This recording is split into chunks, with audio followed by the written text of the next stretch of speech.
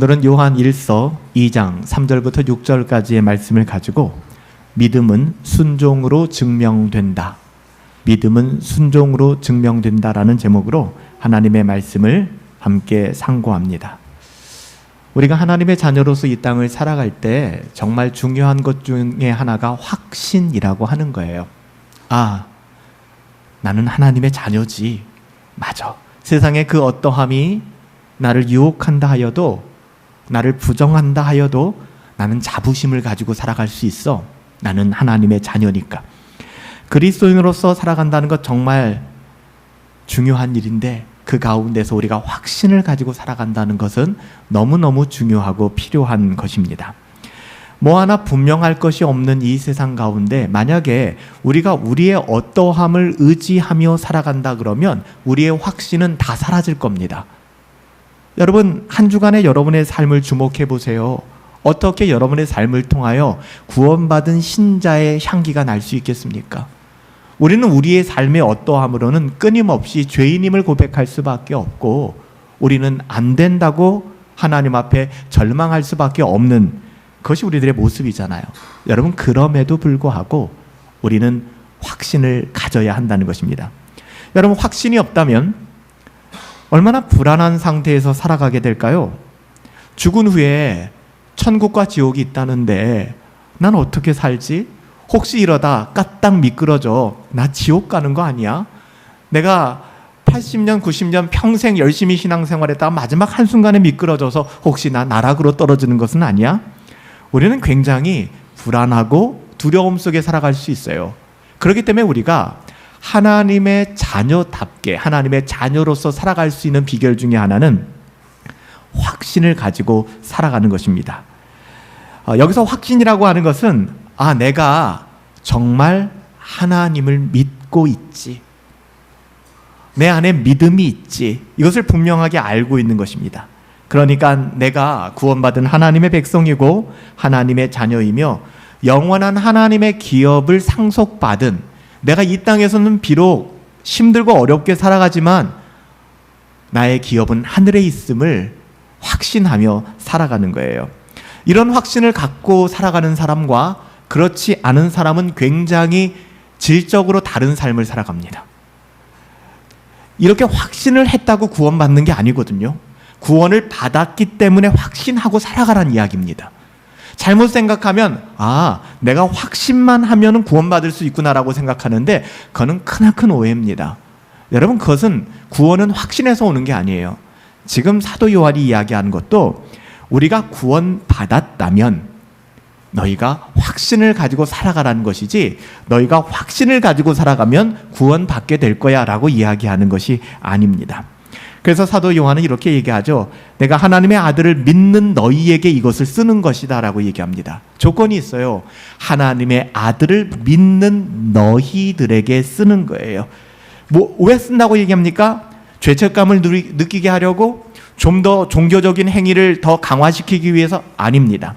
내가 하나님의 아들을 믿는 너희에게 이것을 쓰는 이유는 너희로 하여금 너희에게 영생이 있음을, 즉 너희는 구원받은 하나님의 자녀인 것을 분명하게 알게 하기 위하여 지금 이 서신을 쓴다라고 얘기해요. 근데 우리가 살펴봤듯이 이 서신 서두부터 계속 우리를 힘들게 했던 게 뭐예요? 죄의 문제였잖아요. 왜 자꾸 죄의 문제를 들먹거릴까? 우리를 힘들게 만드는 것이 아니라 죄의 종이 아닌 하나님의 자녀답게 회개하고 돌아오게 하기 위하여 사도 요한은 이 글을 쓰고 있는 것이죠. 저는 지난 주간에 총회 수련회를 마치고 좀 무리해서 여수, 순천 그리고 광주 지역을 다시 좀 돌아보았습니다. 이 선교 스테이션을 돌아보았는데 여수 몇 번, 많이는 아니지만 몇 번 여행을 했던 적은 있는 것 같아요. 여수 밤바다. 그리고 순천도 국가정원 몇 번 가본 것 같아요. 드라마 세트장. 그럼에도 불구하고 부끄럽게 저도 남장로교 선교사님이 마지막으로 세웠던 이 남도의 순천 스테이션을 방문할 생각은 못 해봤던 것 같아요. 이번에 시간을 내서 여름 수련회 때 우리 청년들과 함께 남장로교 선교사님들이 세웠던 이 5스테이션을 다 돌기로 했기 때문에 제가 가보지 않고 어떻게 가이드가 되지 않겠더라고요. 그래서 제가 먼저 한번 다녀왔습니다. 손양원 목사님을 기념하고 기억하는 기념관이 있었는데요. 여기에 가보니까 이런 글이 있더라고요. 우리가 잘 아는 글입니다. 예수 중독자라는 손양원 목사님의 글이었어요. 나 예수 중독자 되어야 하겠다. 술 중독자는 술로만 살다가 술로 인해 죽게 되는 것이고, 아편 중독자는 아편으로 살다가 아편으로 인하여 죽게 되나니, 우리는 예수의 중독자 되어 예수로 살다가 예수로 죽자.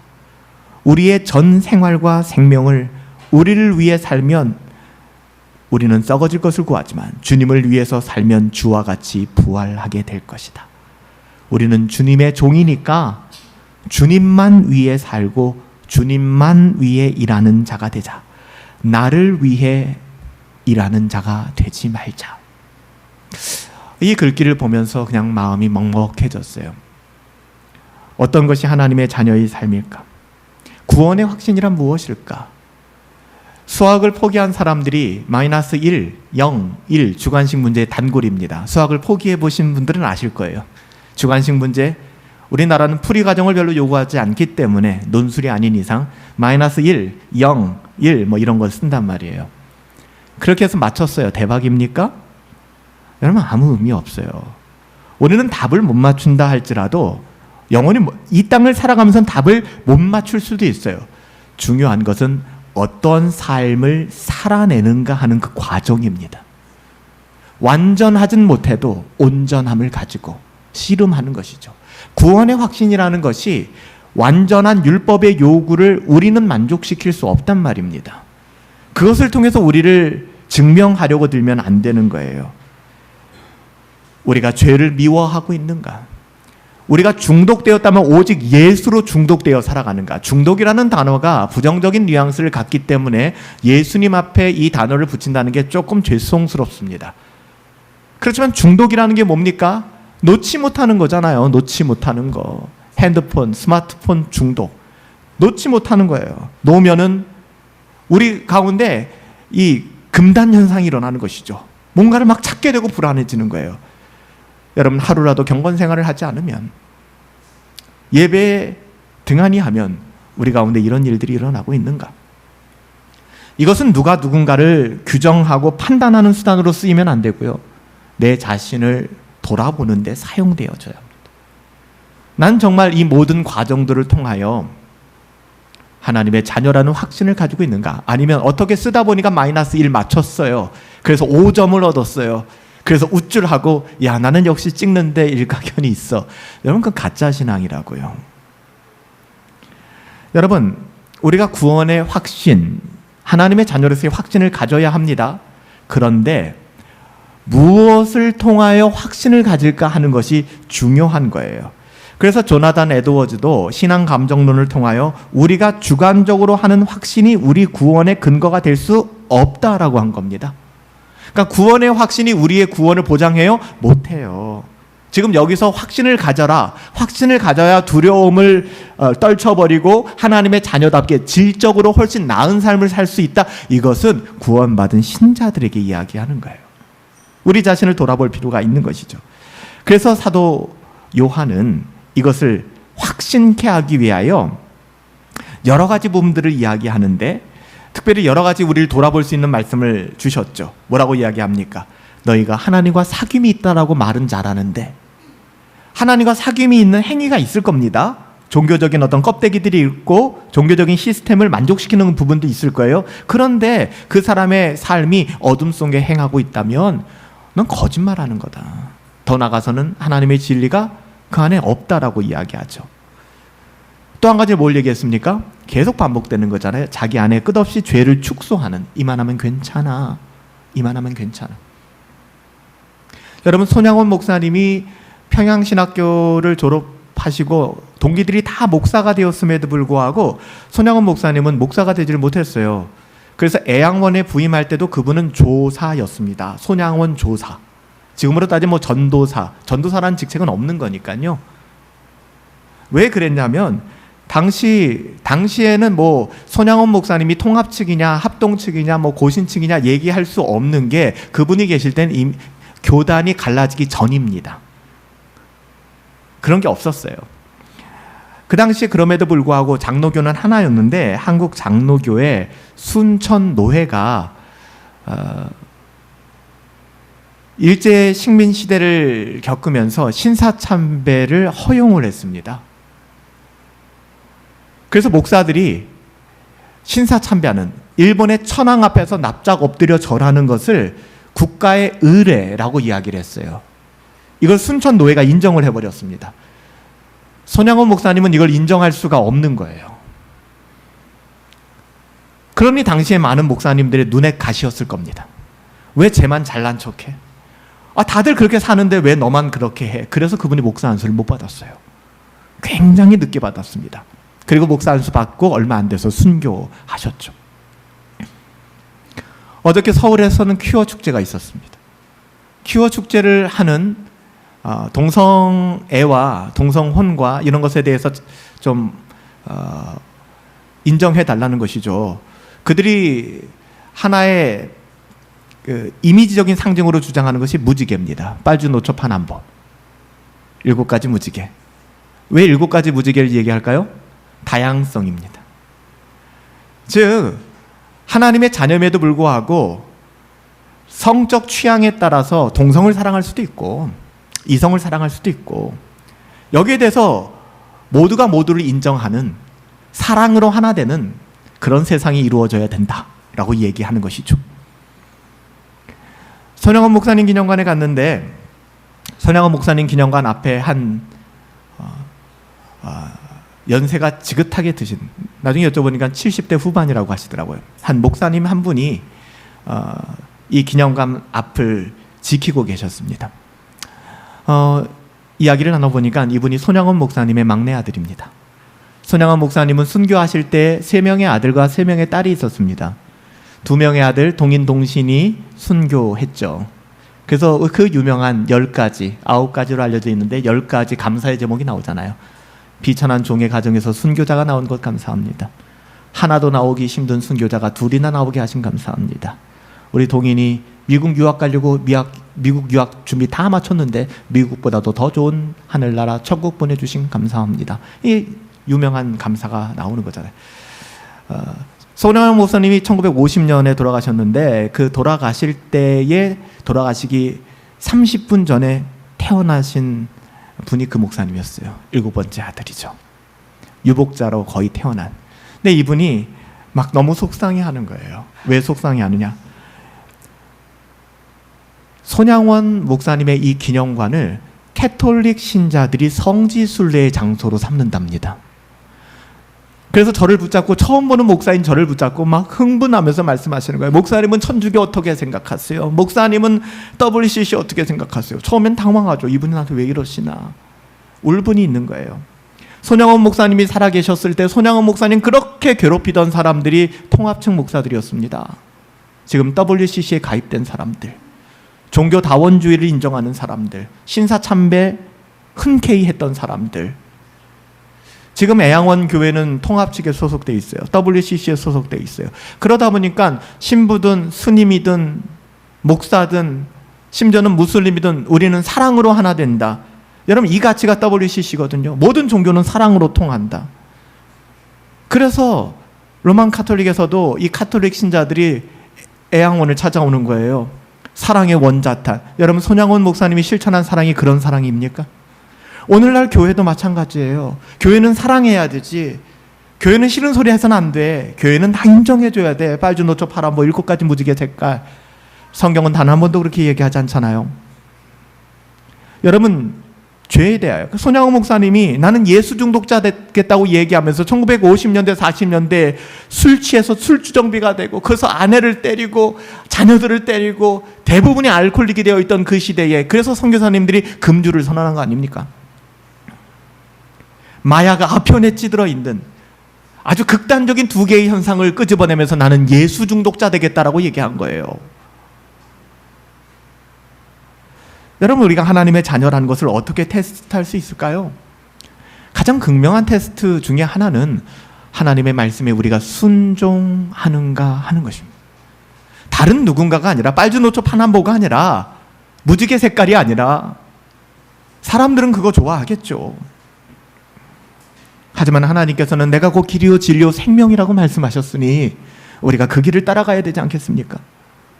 그래서 우리가 우리의 구원을 확신할 수 있는 3가지 테스트가 있는데요. 첫 번째로는요, 도덕적인 테스트인데 이게 순종입니다. 즉 100번 말하는 거 소용없고 순종하는가. 그래서 사도 요한도 그를 아노라 하지만 그의 계명을 지키지 아니하는 자는 그 거짓말한다라고 얘기한 겁니다. 순종의 테스트, 도덕적 테스트. 또 하나는 사회적 테스트가 있는데요. 사회적 테스트 뭘까요? 이거는 형제를 사랑하는가를 물어보는 거예요. 네가 형제를 사랑하지 않고, 오늘 기도하신 권사님이 인용하신 말씀처럼 형제가 헐벗었는데 좀 따뜻하게 입고 다니지 그래. 좀 밥 좀 먹고 다니지 그래. 이런 조롱이 어디 있습니까? 지금 먹을 게 없다고요. 입을 게 없다고요. 형제 사랑이 무엇인가에 대해서 이야기하지 않았습니까? 하나님을 사랑한다면 그 사랑이 격발하여 형제를 사랑하게 될 것이다. 이것으로 우리의 구원을 확신해 보라는 것입니다. 세 번째는 교리적 테스트죠. 하나님을 아는 지식이 있는가? 이것이 단순히 지식적인 지식을 얘기하는 건 아니에요. 하나님을 어떻게 고백하고 있는가? 예수 그리스도를 나의 구원자와 나의 주로 인정하고 살아가고 있는가? 적어도 한국 교회를 장악했던, 당시에 인정받았던, 그래서 여러분들 기독교의 종교계의 노벨상이라고 하는 상을 우리나라에 돌아가신 한경직 목사님이 받으셨죠. 한경직 목사님은 그래도 용기를 내셨어요. 한경직 목사님 그 상을 받으러 해당 국가에 가서 상을 받는 자리에서 이렇게 얘기했습니다. 저는 이 상을 받을 자격이 없습니다. 저는 신사참배에 참여하고 동조한 우상숭배자입니다. 이렇게 고백했어요. 그래도 한경직 목사님은 회개라도 하셨죠. 그 당시에 수많은 사람들을 유린하고 당시의 정치와 당시의 세상의 문화 속에서 기독교를 왜곡시키고 변질시켰던 사람들. 그래서 기독교 장로회가 분립되어진 첫 번째 분립이 고려파의 분립이었잖아요. 이 고려파의 목사님들은 일제시대 때 신사참배한 목사들을 받아줄 수 없다. 그들이 정말 회개하고 이 부분에 대한 문제를 해결하지 않는 한 우리는 받아줄 수 없다라고 했던 분들이 고려파였어요. 이것이 고신으로 발전되긴 했지만 지금은 고신이나 합신이나 그게 별로 중요한 것 같지는 않아요. 우리는 어떤 신앙을 가지고 있는가 하는 것이 중요한 것이죠. 그럼에도 불구하고 우리가 어떤 교리적인 테스트를 통과했느냐, 어떻게 고백하고 있는가 하는 것은 굉장히 중요한 것이죠. 오늘은 특별히 이 3가지 테스트 중에서 순종의 영역들을 좀 여러분들과 나누려고 해요. 사도 요한이 제시하는 참된 신앙이 있다. 그 증거는 순종입니다. 그래서 순종은 우리의 믿음의 진정성을 보여주는 거예요. 아, 진짜구나. 아들아, 가서 밭을 좀 매겠니? 예수님이 비유로 말씀하셨죠. 한 형제는, 아들은 아니요, 싫습니다 하고 나가버렸고요. 또 한 아들은 예 아버지 제가 갈게요 하고서 그리로 가지 않았습니다. 여러분, 중요한 것은 가겠습니다의 대답이 아닙니다. 진짜로 가는가 하는 것이죠. 순종이라고 하는 것은 우리 믿음의 진짠가 가짠가, 믿음의 진정성을 보여주는 것이고, 우리의 고백의 정통, 우리의 신앙이 진짜 백이구나 라는 것을 입증하는 것이고, 사랑의 성숙을 증거하는 것이며 그리스도의 닮은 성숙을 입증하는 것. 이게 오늘 본문이 이야기하고 있는 바예요. 순종이 없다면 신앙은 거짓말이라는 것입니다. 오늘 본문 3절과 4절에서도 사도 요한은 참으로 하나님을 아는 사람은 하나님의 계명을 지킨다라고 얘기하잖아요. 행위 구원을 얘기하는 게 아니라고요. 계명을 지켰기 때문에 구원받는 게 아닙니다. 그게 행위 구원이에요. 우리는 구원받았기 때문에 계명을 지키는 겁니다. 어떻게 그런 일이 몰라요. 그래서 오늘 실로암에서 그 눈을 치료받은 그 나면서부터 볼 수 없었던 그 사람이 난 모르겠다. 도대체 어떤 일이 내게 일어났는지 난 모르겠다. 이게 정답이에요.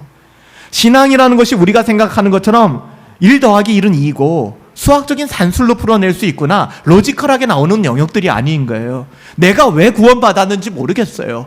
그런데 내 안에 하나님의 마음이 있어요. 이런 마음이 내게 왜 생겼는지 모르겠어요. 그래서 내 안에 계명을 지키고 싶어요. 하나님의 뜻대로 살아가는 것이 내게 위로가 돼요. 이걸 통해서 아하, 하나님이 내게 은혜를 주셨구나. 내가 하나님의 자녀구나. 에드리안 라이저라는 분은 이런 얘기를 했습니다. 하나님에 관하여 about 하나님에 관한 지식을 알고 싶다면 성경을 공부하십시오. 하지만 하나님을 알길 원한다면, 진짜 하나님을 알길 원한다면 성경에 순종하십시오. 우리가 잘 아는 독일의 고백교회를 섬겼던 2차 세계대전 때 나치 정권에 동조하지 않고 같은 종족이었지만 그것을 거부하고 고백교회를 지켜나가다가 나치 정권에 의해서 학살당한 순교한 본회퍼 목사님도 같은 취지의 이야기를 했습니다. 오직 믿는 자만이 순종이라는 걸 할 수 있고 오직 순종하는 자만이 믿음이 있음을 드러내는 것이다. 말로만 나치 정권이 나쁜 거 알죠. 그런데 그래도 시틀러 안에 선함이 있지 않겠습니까? 이런 논리가 아닌 거예요. 아닌 건 대쪽같이 아니다라고 얘기하는 것입니다. 빨주노초 파남보 7가지 무지개 색깔이 아니라 내가 곧 길이요 진리요 생명이니 나로 말미암지 않고서는 아버지께로 갈 자가 전혀 없다라는, 종교다원주의자들처럼 산 정상을 정복하는 과정은 수많은 과정들이 있고 수많은 길이 있다. 등산 루트를 어디를 취하느냐 뿐이다. 불교든 기독교든 무슬림이든 힌두교든 결국 공공의 선을 추구하는 것이고 사랑을 추구하는 거기 때문에 모든 종교는 하나 될 수 있다. 이게 WCC가 하는 짓이잖아요. WCC가 우리나라에서 총회를 가질 때 부산에서 어떤 일이 일어났습니까? 정말 눈으로 눈 뜨고 볼 수 없는 그런 수많은 무당 짓거리들과 배악한 일들이 벌어지지 않았습니까? 여러분, 오늘날에도 통합측 교단이라든지 기장측 교단이라든지 기독교 감리회라든지 이 기독교를 달고 있는 교단들은 전부 다 WCC에 들어가 있어요. 누구는 물어요. 왜 목사님 이렇게 교단이 많이 나눠졌나요? 합동, 통합. 우리나라는 유일한 나라입니다. 예수님과 그리스도가 싸우는. 예수교 대한 장로회, 기독교 대한 장로회가 서로 싸워요. 예수님과 기독교가 싸워요. 기독교는 크라이스트, 그리스도잖아요. 그 이유가 뭔지 아세요? 우리나라 기독교가 분립된 대부분의 이유는 WCC와 같은 자유주의 신학을 받아들이느냐 받아들이지 않느냐의 부분이었어요. 그걸 받아들인 분들이 대부분 기독교자의 이름을 달고 있고요. 그래서 예수자를 달고 있는 교단들이 조금 더 보수적이죠. 근데 요즘은 그런 것도 없어요. 예수교에 대한 장로에서도 여자 목사 제도를 인정한다든지 아니면은 동성혼에 대한 부분들을 인정한다든지 이런 부분들이 굉장히 혼재되어져 있죠. 여러분, 중요한 것은 순종하는 겁니다. 어떤 결단을 내리는가, 말이 아니라 어떤 결단을 내리는가, 어떤 선택을 하는가. 이런 방식으로 사도 요한은 그리스도인이란 하나님의 말씀에 순종함으로 하나님을 아는 것입니다. 하나님을 아는데 그 아는 방식이 하나님께 순종함으로 하나님을 아는 사람이에요. 그러니까 책 몇 권 읽고, 이 정말 무서운 사람들이거든요. 정치적인 책 몇 권 읽거나 경제적인 책 몇 권 읽고 주식 책 몇 권 읽고서 마치 주식에 통달한 것처럼 정치에 통달한 것처럼 신학적인 개혁주의 뻘거푸 조직신학 하나 읽고서 마치 무슨 내가 신학에, 정말 무서운 사람들이에요. 하나님은 그렇게 알 수 있는 분이 아닙니다. 하나님의 말씀에 순종함으로 하나님을 알고 있는 사람들. 여기서 우리가 하나님을 안다는 것이 단순히 지식적인 어떠함을 넘어서서 하나님께 순종하고 하나님 안에 머물며 그리스도와 친밀한 사귐을 가지고 있는 것이구나 라는 것을 확인할 수 있습니다. 오늘날은 이런 얘기가 솔직히 별로 없죠. 교회를 다니는 사람들 혹은 믿는다고 신앙을 고백하는 사람들이 그냥 다 그리스도인으로 간주됩니다. 심지어는 제가 일이 있어서 사람들을 만날 때면 전 복음을 전합니다. 이야기하면은 본인이 다니고 있는 교단이 어떤 교단인지도 모르고 다니는 분들도 엄청 많아요. 전 무슨 교회 다니는데요? 그래요? 그 교회는 어느 교단에 소속되어 있나요? 교단이 그렇게 중요합니까? 이게 진짜 무서운 말이거든요. 그래요, 맞아요. 교단이 그렇게 중요하겠습니까? 그렇지만 교단이 중요하지 않다라고 말할 때의 그 의미와 그 사람들이 말하는 교단, 그 사람들은 어떤 교단인지 알아야 돼요. 이 교회가 어떤 신학 아래 뿌리를 내리고 있고, 우리 목사님은 어떤 신학을 하고 있으며 어떤 신학을 해왔고, 우리가 교회를 생각할 때 그냥 나를 편안하게 만들어주고 듣기 좋은 이야기를 해주고 삶에 뼈가 되고 살이 되는 이야기를 해주고, 또 교회가 사이즈가 커지면서 그 안에 수많은 인간 자본을 만들 수 있는 인본, 어떤 그런 자본을 만들어갈 수 있는, 여러분 그런 교회가 좋다라고 생각하십니까? 좋은 측면도 있겠죠. 하지만 그보다도 내가 다니는 교회가 어떤 교회인지도 알지 못하고 다닌다 그러면 신앙생활을 너무 가볍게 하는 것 아닐까요? 여기서 안다라는 말은요, 여러분 어렵게 생각하지 마세요. 오늘 말씀에서 안다, 즉 우리가 그를 아는 줄을 알 것이요 라고 얘기를 하는데, 여기서 우리가 그를 아는 줄로 안다라는 이 안다라는 동사는요, 두 가지를 기억하세요. 첫 번째는 의미죠. 이 기노스코, 야다, 안다라는 뜻은요, 헬라어도 그렇고 시브리어도 그렇고요, 단순히 그냥 지식적으로 그에 관하여 안다, 지식을 안다라는 그 의미가 아닙니다. 인격적인 관계라고 말씀드렸죠.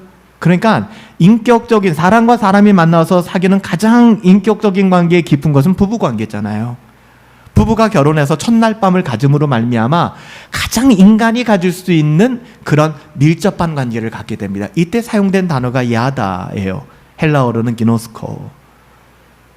그래서 아담이 하와를 알았다라고 얘기하는 게 이 표현입니다. 여러분, 우리가 하나님을 알았다라는 것이 이 표현이어야 돼요. 동네 옆집 아저씨만도 못한 그 제한된 지식을 가지고 하나님을 알았다라고 얘기하면 안 되는 거예요. 하나님을 안다라는 건 그런 게 아닙니다.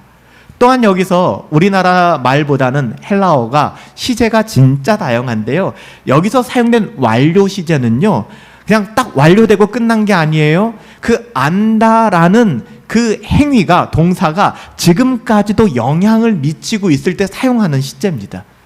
그 내가 하나님을 안다라는 단어를, 이 단어가 가진 사전적 안다의 의미와 시제, 설교 때 무슨 사전적 단어와 시제 이런 얘기까지 해요, 목사님 너무 어려워요, 생각하지 마세요. 어려운 얘기 아니잖아요. 그 단어의 뜻이 무엇인가 이제 아셨잖아요. 그 단어가 쓰여진 용례가, 이 안다라는 것이 한번 알고 끝나는 게 아니구나. 여기서 안다라는 것은 지금까지도 내가 그분을 알고 있기 때문에 나의 삶이 영향을 받고 있는 거예요. 이게 하나님을 아는 것입니다. 여러분, 신앙 고백은 하나님 앞에 이렇게 순종함으로, 하나님을 바르게 알므로 진행되어져야 돼요. 제가 아까 성경을 봉독하면서도 실수했어요. 온전히 안다라는 거 완전이라고 제가 읽었는데, 이러면 안 됩니다. 여러분 보세요. 지금 사도 요한이 이야기하는 게, 우리가 순종하라고 하잖아요. 하나님 앞에 완전히 순종할 수 있을까요? 없다는 겁니다. 이렇게 가면 안 돼요. 그러니까 우리는 완전히 순종을 할 수 없어요. 하나님을 아는 사람은 퍼펙트하게, 완전하게 순종해야 될 거야. 이건 불가능합니다. 그 마음은 고상하나 갸륵하나 불가능합니다. 우리는 불가능해요. 그렇기 때문에 우리는 완전히 순종할 수 없습니다. 하지만 하나님을 알고 있다 그러면 완전히 순종할 수는 없지만 온전히 주님 앞에 우리의 마음을 드릴 수는 있어요. 그래서 이 부분을 종교개혁자 칼빈은 이렇게 얘기합니다. 신자가 율법의 모든 계명을 완전히 지킬 수 있다라고 지금 사도 요한이 말하는 것이 아니다. 이것은 율법에 대한 신중함을 이야기하는 것이다. 주의 깊게 순종하려고 하는 태도를 강조한 것이다.